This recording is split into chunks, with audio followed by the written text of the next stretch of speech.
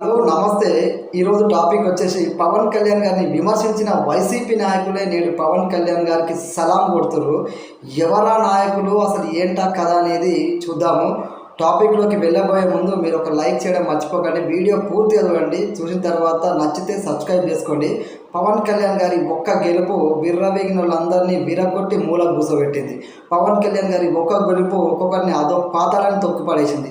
పవన్ కళ్యాణ్ గారి ఒక్క గెలుపు ఒక్కొక్కరిని అడ్రస్ లేకుండా చేసింది. పవన్ కళ్యాణ్ గారి ఒక్క గెలుపు ఒక్కొక్కరికి నిద్ర లేని రాత్రులు మిగిల్చింది. పవన్ కళ్యాణ్ గారి గురించి నిన్న ఒక డిబేట్లో మాట్లాడుతూ ఒక అంబాటి రాంబాబు పవన్ కళ్యాణ్ గారిని విమర్శించి పవర్ లేని సేన, పవన్ కళ్యాణ్కి అంత సీన్ లేదని మాట్లాడిన అంబాటి రాంబాబు పవన్ కళ్యాణ్ గారికి 21కి 21 స్థానాలు గెలిచిండు. పవన్ కళ్యాణ్ గారు 2 ఎంపీ స్థానాలు గెలిచిండు. 100% స్ట్రైక్ రేట్తోని దేశంలోనే ప్రజాదరణ కలిగిన నాయకుడు, గొప్ప నాయకుడు, ఒక పార్టీ అధ్యక్షుడు అని చెప్పి పవన్ కళ్యాణ్ గారిని కొనియాడుతుందంటే పవన్ కళ్యాణ్ గారి ఒక గెలుపు వైసీపీ నాయకుడు చేసిన తప్పులను వాళ్ళకి గుర్తు చేస్తుంది. క్షమించరాని తప్పు చేసినామని చెప్పి రియలైజ్ అవుతారు. వాళ్ళ ఛానల్లో కూర్చొని పవన్ కళ్యాణ్ గారిని విమర్శించిన వాళ్ళు అదే వాళ్ళ ఛానల్లో కూర్చొని పవన్ కళ్యాణ్ గారిని పొగుడుతుంటే ఆ కిక్కు వేరే ఉంది.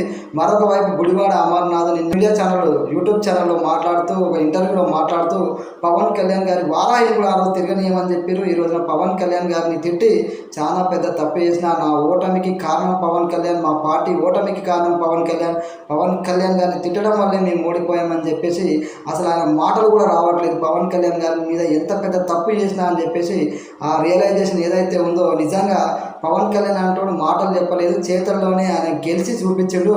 మరొక వైపు జగన్మోహన్ రెడ్డి గర్వం నెత్తికెక్కి పవన్ కళ్యాణ్ గారి వారాయిని కూడా పలకలేకుండా వారాయిని కూడా ఎగతాళి చేసిండు.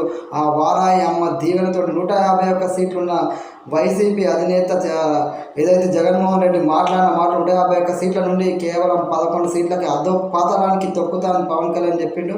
దానికి అనుగుణంగానే ఆయనకు వచ్చిన సీట్లు కూడా మనం అర్థం చేసుకోవచ్చు. ఇదే విధంగా పవన్ కళ్యాణ్ గారి గురించి ఎంత మాట్లాడినా కూడా ఆయన గెలిపే ఒక సమాధానంగా నిలుస్తుంది. ఎవరు ఎంత విమర్శ చేసినా ఈరోజు పవన్ కళ్యాణ్ అనేది ఒక వ్యక్తి కాదు, ఆయన ఒక శక్తి అని చెప్పేసి యావత్ దేశానికి నిరూపితమైంది. కాబట్టి పవన్ కళ్యాణ్ గారి గురించి విమర్శ చేసిన ప్రతి నాయకుడు అసలు మదన పడుతుంది. మొన్న విజయసాయి రెడ్డి కూడా పవన్ కళ్యాణ్ గారు రాష్ట్రానికి సీఎం అయితే బాగుండని చెప్పేసి మాట్లాడుతారు. జగన్ పక్కన ఉండే వ్యక్తులు కూడా అంటే పవన్ కళ్యాణ్ గారి చరిష్మా, పవన్ కళ్యాణ్ గారి గొప్పతనం, పవన్ కళ్యాణ్ గారి పోరాట స్ఫూర్తి, నిజాయితీ ప్రతి ఒక్కరికి టైం తెలియజేస్తుంది అంతే తప్ప పవన్ కళ్యాణ్ తన పని తను చేసుకుంటూ పోతాడు. కానీ సమయం వచ్చిన రోజు పవన్ కళ్యాణ్ సత్తా ఏంటో ప్రపంచానికి తెలిసింది. కాబట్టి మనం కూడా మన జీవితంలో కూడా పవన్ కళ్యాణ్ గారిని ఇన్స్పైర్ చేసుకోవచ్చు. ఓడిపోయిండు, అవమానపడ్డాడు, హేళన పడ్డాడు, కానీ నిలబడ్డాడు, కలబడ్డాడు, చివరికి గెలిచిండు. ఈ స్టోరీ, పవన్ కళ్యాణ్ అనే స్టోరీ మన అందరికీ ఒక మోటివేషన్. జై హింద్.